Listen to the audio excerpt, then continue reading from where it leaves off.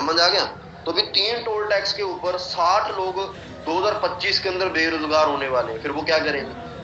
यानी कि आज वो जो नौकरी करके अपना सर्कल चला रहे हैं वो बंद हो जाएगा, उसके बाद वो भूखे मरने लगेंगे, फिर वो नौकरियां ढूंढेंगे, फिर वो करते हैं जो आज के टाइम पे ना धरना वगैरह लगा देते हैं, ठीक है, फिर बैठ जाते हैं सरकार के आगे भी हमें नौकरी दो। नौकरी वो कहां से दें? एक तरफ तो डिजिटल इंडिया बोला जा रहा है, उस डिजिटल इंडिया के लोगों को नुकसान बहुत ज्यादा है क्योंकि नौकरी नहीं मिलेगी किसी को। समझ आ गया? तो वो लोग बेरोजगार हो जाएंगे फिर से। अभी बैंकिंग सिस्टम की बात कर लो, एक टाइम ऐसा था बैंक के अंदर है ना, जब मैं उस टाइम पे मैं ना स्कूल के अंदर ओपन करवाए थे bank account, zero bank account वो देते हैं स्कॉलरशिप वगैरह देने के लिए ना, वजीफा बोल देते हैं पंजाबी में उसको। तो वो ओपन करवाए थे उस टाइम पे ना, बैंक के अंदर अगर मैं बात करूँ ना, 20-20 लोग नौकरी करते थे, 20-20 लोग, 4-5 ऐसे निकालने वाले होते, कुछ जमा करवाने वाले होते, 2-3 तो पासबुक पे एंट्रियां कर ही देते वहां पे है ना। तो एटीएम मशीन आ गई, एटीएम मशीन आने की वजह से, एटीएम की जैसे फुल फॉर्म आपको पता होगी, ऑल टाइम मनी। एटीएम लगे होते हैं बाहर सड़कों के ऊपर, जिसमें से आप डाल के पैसे निकाल सकते हो।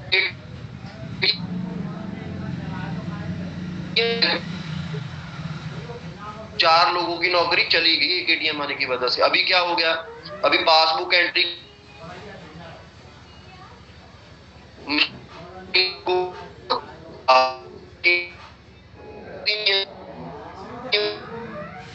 समझ, नौकरियां जो सारी खत्म है, बात है तो कर रहे हैं वो भी खत्म ही है, आने वाले वो चली जाएंगी। 2030 तक इतना ज्यादा सिस्टम हो जाएगा, अगर मान के चलो आज के टाइम पे 40% लोग जॉब कर रहे हैं ना, 2030 के अंदर सिर्फ 5% लोग नौकरी करने वाले रह जाएंगे, 35% लोग फिर से बेरोजगार हैं। वो क्या करेंगे? समझ आ गया? आर्मी की बात कर लो, आर्मी की सर्विस 4 साल की रहेगी। अभी 4 साल बंदा आर्मी, एक बंदा 10 साल 12 साल मेहनत करता है आर्मी की जॉब के लिए ना, शुरू से वो जब छोटा होता है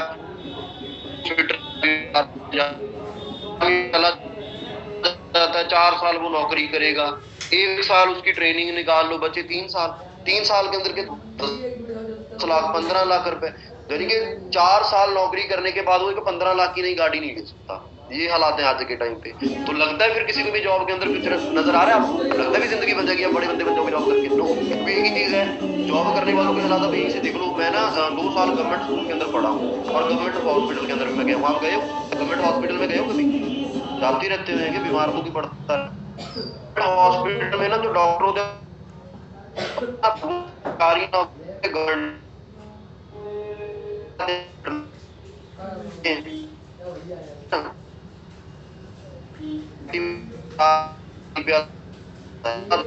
पता है ना, बस पे आता है। यही हालात होते हैं जब गवर्नमेंट जॉब करने वाले भी वहीं के वहीं है, ठीक है। सरकारी टीचर्स जो हमें स्कूल में पढ़ाते थे, वो कभी देखा रॉयल्स रॉयस पे आता है, जो कोई फरारी कार पे आता है पढ़ाने बच्चों को? नो, वो भी बेचारा सरकारी नौकरी करने के बाद भी वो बेचारे वहीं पे ना, कोई एक्टिवा पे आता है, किसी के पास अल्टो गाड़ी होती है, स्विफ्ट से बड़ी गाड़ी नहीं देखी किसी के पास। समझ आ गया? तो यानी कि ये फ्यूचर है। एक तो होता भी बोलना भी ऐसे भी, ये भाई करंट वाली तार है, इसको मान लो भी हाँ भाई यार बाकी इसमें करंट है, जब हाथ लगा के देख लो, वो चीज होती है ना। भी एक तो होता भी खुद जिंदगी को जी के देखना भी यार, पैसा कुछ भी नहीं है, 10-20 हजार के साथ कुछ नहीं बनता। या उन लोगों से सीख लेना जो 10-20 हजार कमाते हैं। आपकी नजर में कोई ऐसा बंदा होएगा, कोई रिलेटिव होएगा या कोई दोस्त होएगा जो पिछले 5 साल से या 10 साल से एक नौकरी कर रहा है 10-15 हजार की, होएगा ना? अभी आपने देखा होएगा, अभी 10 साल के अंदर उसने क्या किया? घर बनाया उसने? कोई बड़ी सी गाड़ी ली उसने? नहीं ली। कौन सा फोन चलाता है वो? जब 10 साल नौकरी करने के बाद वो भी वहीं पे खड़ा जहां से उसने शुरू किया था, तो हम ऐसा क्यों सोच लेते हैं मैं कामयाब हो सकता हूँ? यार 10-20 हजार की नौकरी की कामयाबी थोड़ी है। समझ आ गया? उसके बाद बारी आती है बिजनेस की। मेरे भी सोच थी फॉरएवर में आने से पहले मैं कोई अपना बिजनेस स्टार्ट करूं। बिजनेस करें तो क्या करें? कोई भी बिजनेस स्टार्ट कर सकते हो। कोई आपने मान के चलो कोई कारपेंटर का लगा लो, कोई मेडिकल स्टोर आपने खोल लिया, या कपड़े का काम। आप मान लो भी कपड़े का काम आज के टाइम पे चल रहा है, कपड़े के बिना कोई भी इंसान नहीं रहता, हर एक बंदे को कपड़े चाहिए ना पहनने के लिए। कपड़े का बिजनेस आप कर, ये लोग सोचेंगे वो अच्छा चलेगा। पहली बात तो ये है दोस्तों, अपना खुद का बिजनेस स्टार्ट करना है, कपड़े का शोरूम खोलोगे, वो किसी आप अपनी गली में या अपने गांव में या अपने खेतों में तो खोल नहीं पाओगे, उसको अच्छी क्राउड वाली जगह पे खोलना पड़ेगा, जिनके जहाँ पे बड़ी सी मार्केट होती है, क्योंकि वहां पे ज्यादा लोग होंगे। ज्यादा लोग तो वहीं पे होते हैं जहाँ पे अच्छी मार्केट होती है, और वहां पे जमीन शोरूम के प्राइसेस भी ज्यादा होते हैं। समझ रहे हो सभी मेरी बात को? ऊपर से तो नहीं जा रही? समझ आ रहा है ना? रियलिटी है, सच्चाई है आज के टाइम पे। ये मैं बता रहा हूँ आपको, ये मेरा पर्सनल एक्सपीरियंस है दोस्तों। मैंने कोई यूट्यूब से, कोई किताबों से नहीं मैंने ये पढ़ा। ये आज के टाइम पे सच्चाई आप लोगों को भी पता है ना। यानी कि आज के टाइम पे आप बिजनेस स्टार्ट करोगे कोई भी, पहले उसके ऊपर 30-35 लाख लगाने पड़ेंगे। अच्छा, किन के अकाउंट में 30-35 लाख है जो आज के आज अपना बिजनेस स्टार्ट कर सकते हैं? नहीं है। चलो, सेकेंड ऑप्शन भी है, आप लोन ले लोगे, अपनी थोड़ी बहुत कोई जमीन होगी वो बेच के अपना बिजनेस स्टार्ट कर लोगे। चलो, बिजनेस भी शुरू किया, पैसा लगा के बिजनेस चालू कर लिया, जो बीच की बातें उनको छोड़ो, भी कपड़ा लाना पड़ेगा, स्टाफ रखना पड़ेगा, बिल्स भरने पड़ेंगे, टैक्सेस देने पड़ेंगे सरकार को, वो चीजें भी छोड़ दो, उनको भी भूल जाओ। इनके पैसा लगा के आपने बिजनेस स्टार्ट कर लिया, आप महीने का वहां से 50,000 रुपए बचा रहे हो, अपने लोन की किस्त भी भर रहे हो, तो आप सारा खर्चा निकाल के 50,000 रुपए महीने की आपकी सेविंग है। अच्छी बात है ना, 50,000 महीने के मिल रहे हैं। हाँ, आज के टाइम आ रहे हैं कि आने वाले टाइम के अंदर क्या होगा। कंपटीशन, अभी जिस कॉलेज में मैं पढ़ा हूँ ना, मेरे कॉलेज में से हर साल 1,000 स्टूडेंट पास आउट होकर निकलता है, जो कहता है मैंने अपनी स्टडी कंप्लीट कर ली, अभी मैं आगे नहीं पढ़ूंगा, अभी मैंने कोई काम धंधा शुरू करना है। 1,000 स्टूडेंट मेरी डिस्ट्रिक्ट के अंदर, मेरे जिले के अंदर 10 बड़े कॉलेज हैं। छोटे कॉलेज की बात छोड़ो, बड़े कॉलेज, दो तो यूनिवर्सिटी है, तकरीबन 7-8 कॉलेज है जो बड़े लेवल के है ना, जहाँ पे हर साल 1,000 स्टूडेंट पास आउट होते ही होता है। यानी कि मेरी डिस्ट्रिक्ट में से कम 10,000 यूथ पास आउट होकर निकलता है, जो कहता है भी मैंने स्टडी कंप्लीट कर ली, मैंने कोई काम धंधा शुरू करना है। आपके भी वहां पे ऐसे ही होएगा, कॉलेज में से हर साल लोग पढ़ के निकलते हैं, ठीक है, नए स्टूडेंट्स आ जाते हैं, ओल्ड चले जाते हैं, होता ना ऐसा। तो होता क्या है, अभी 10,000 में से हम रेशो निकालते हैं, 10,000 लोगों में से 2,000 यूथ आप बोल निकाल लो, जिन्होंने जिंदगी में कुछ करने ही नहीं है ना, जिनका कोई मोटिव ही नहीं है, ना इधर के ना उधर के, जो बीच वाले लोग हैं, जिनका बोल रहा है अभी मैंने तो कुछ करना ही नहीं है ना। बचे 8,000 में से 2,000 लोग आप वो निकाल लो दोस्तों, जो मैंने अभी मेरे पास पापा की प्रॉपर्टी बहुत है, जो ऑलरेडी करोड़पति लाखपति हैं, जिनको जिंदगी में कुछ करने की भी जरूरत नहीं है। बचे 6,000 में से 2,000 लोग आप वो निकाल लो, कुछ फॉरेन कंट्रीज के अंदर चले गए, कुछ को प्राइवेट सेक्टर के अंदर जॉब मिल गई, कुछ गवर्नमेंट एम्प्लॉय लगे, 2,000 वो निकाल लो, बचे 4,000। अभी 4,000 में यार 1,500 बंदा तो ऐसा होएगा जो कह रहा है मैं भी 35 लाख की अपनी जमीन बेच के अपना बिजनेस चालू कर सकता हूँ, मैं भी 35 लाख का लोन लेके अपना बिजनेस चालू कर सकता हूँ। तो फिर कंपटीशन बढ़ेगा या कम होएगा? बढ़ेगा ना। आपने 35 लाख रुपए लगाकर अपना शोरूम ओपन कर लिया, तो आने वाले 4-5 साल में 4-5 शोरूम और ओपन होंगे। अभी आप एक चीज देख लो, आज से 10 साल पहले मार्केट कितनी होती थी, बिल्कुल छोटी सी होती थी, 1-2 दुकानें होती थी। आज के टाइम पे कितनी है? आज के टाइम पे शोरूम ज्यादा है ना, आज के टाइम पे दुकानें ज्यादा है, यानी कि कंपटीशन दिन भर दिन बढ़ रहा है। बेरोजगारी इतनी है, लोगों को जॉब नहीं मिल रही, कुछ लोग बिजनेस की तरफ जा रहे हैं। भाई कोई भूखा तो रहना नहीं है दादा, हर एक बंदे को काम तो करना ही पड़ेगा। जब नौकरी नहीं मिली, बंदा अपना खुद का बिजनेस स्टार्ट करे, कैसे भी करके, चाहे वो घर बेच दे। आज आपने बिजनेस स्टार्ट करके 50,000 महीने का वहां से आप बचा रहे हो, क्या 5 साल बाद आपको लगता है भी वो बिजनेस आपका 50,000 से बढ़ के 1 लाख हो जाएगा वहां पे? नो, नहीं हो सकता। मैं ये बोलूंगा भी 50,000 की जगह आपका 10,000 महीने का हो जाएगा वहां पे, यानी कि इनकम कम हो जाएगी। जैसे कि आप 50,000 क्यों बचा रहे हो? क्योंकि आपके पास कस्टमर्स बहुत ज्यादा आ रहे हैं। अभी 5 साल में 5 शोरूम आपके आसपास और खुल गए कपड़े के, कस्टमर्स तो बढ़ जाएंगे ना, आपके कंपटीशन खड़ा हो जाएगा। यानी कि आप 50,000 रुपए कमा रहे थे, उस 50,000 को आप 5 लोगों में बांट लो, 10-10,000 रह गए ना।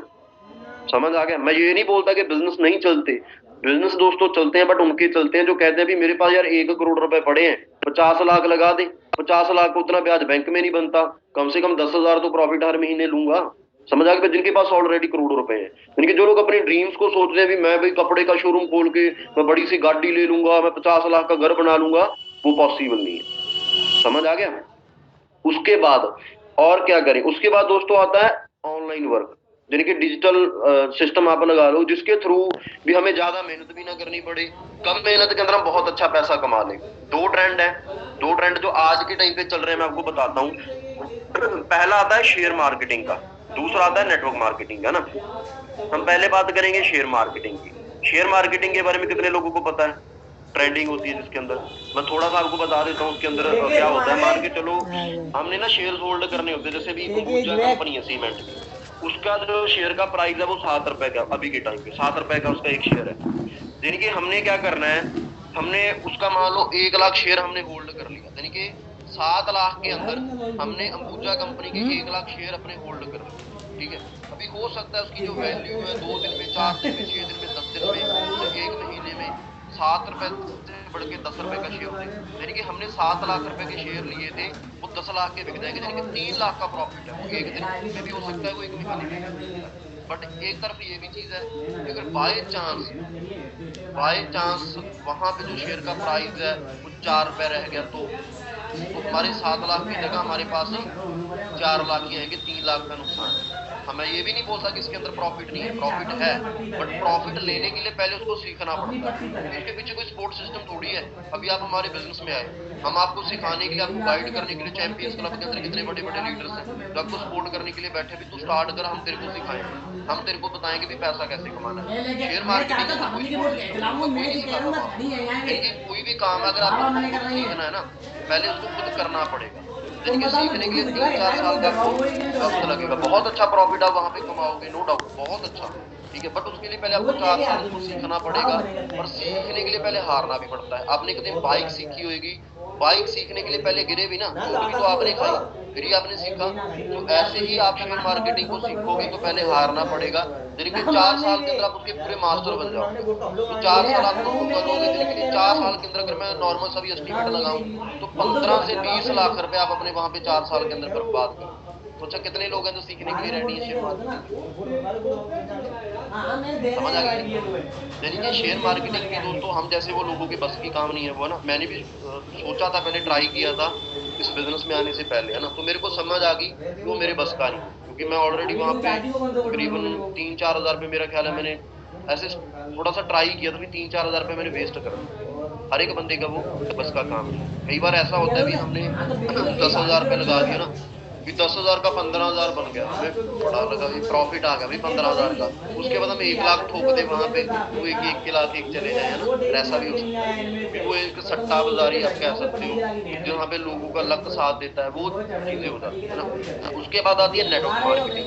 तो नेटवर्क मार्केटिंग के अंदर कोई एक कंपनी तो है नहीं, हजारों कंपनी है, फॉरएवर नहीं अकेली, हजारों कंपनीज आपको मिलेंगी जो कहती है भी मैं आपको गाड़ी दिलाऊंगी, मैं आपको 2 लाख महीने का कमा के दिखाऊंगी। तो अगर हम उसको डीपली समझें कि चीज क्या होती है, अभी अगर मैं बात करूँ ना, कोई भी चीज है, अगर कोई ब्रांड है तो उसकी कॉपी भी आएगी। 2000 का नोट अगर नकली असली है तो उसका नकली भी बनेगा। अभी ऐसा थोड़ी है जिस टाइम पे 2000 का नोट नहीं कभी उस टाइम पे नकली बना हो, असली को देख के ही नकली बनता है। आईफोन है ना, अभी आईफोन एक टाइम पे ना आया था, 5S आईफोन आया था, उन्होंने ना बीच में फिंगरप्रिंट दिया, यानी कि वो टच फिंगरप्रिंट था। तो अदर कंपनीज ने भी वैसे फोन निकाले, उन्होंने भी बीच में फिंगरप्रिंट देना स्टार्ट कर दिया, अभी फिंगर के साथ अनलॉक होने, देखा ना आपने ऐसा। फिर उसके बाद आईफोन का 7 प्लस 8 प्लस मॉडल आए, जो पीछे का बैकग्राउंड है ना पिक का, वो ब्लर कर देते थे। ओप्पो वीवो अदर कंपनीज ने भी सेम अपने फोन निकाल दिए जो पीछे की पिक को ब्लर कर देते थे, सेम उसको देख के ना। फिर उसके बाद आईफोन ने निकाला एक्स मॉडल आया, जिसके ऐसे ऐसे कैमरे थे दो, तो अदर कंपनीज ने भी 2 कैमरे देने स्टार्ट किए। और फिर ऐसे नॉच डिस्प्ले आई, जैसे ये डिस्प्ले है ना ऊपर से नॉच, तो अदर कंपनीज ने भी 10-10 हजार के फोन निकाले सेम ऐसी डिस्प्ले वाली जो ऊपर तक हो, देखा होगा आपने। फेस लॉक आया अदर कंपनीज, यानी कि ब्रांड की हमेशा दोस्तों कॉपी होती है। आईफोन तो आईफोन ही रहेगा ना, ओप्पो भी वो आईफोन का मुकाबला थोड़ी कर लेंगी। तो ऐसे ही फॉरएवर ही रहेगी मार्केट की, एबीसी कंपनी इसका मुकाबला नहीं कर सकती। अभी फॉरएवर एंड अदर चीजों में क्या फर्क है मैं आपको बताता हूँ। अदर जो कंपनीज हैं, पहली बात तो आपको शायद मिले जो आपका कोई रिश्तेदार करता हो, वो बता दे, लोग बोलते हैं फॉरएवर ऐसी नहीं होती, तो हमारा बिजनेस बढ़िया है, मेरी कंपनी बढ़िया है, वो बताना शुरू करते हैं। मेरे साथ ऐसा हुआ है ना। क्या होता है, वो बोलते हैं भाई उनकी कंपनीज के अंदर पहली बात तो क्या होती है, उन कंपनी का कोई बैकग्राउंड नहीं होता। वो कंपनी इंडिया की होगी, कोई बोलेगा ये लुधियाना की है, कोई बोलेगा यूपी की है, कोई बोलेगा ये दिल्ली की है, ऐसे अलग अलग चीजें है ना।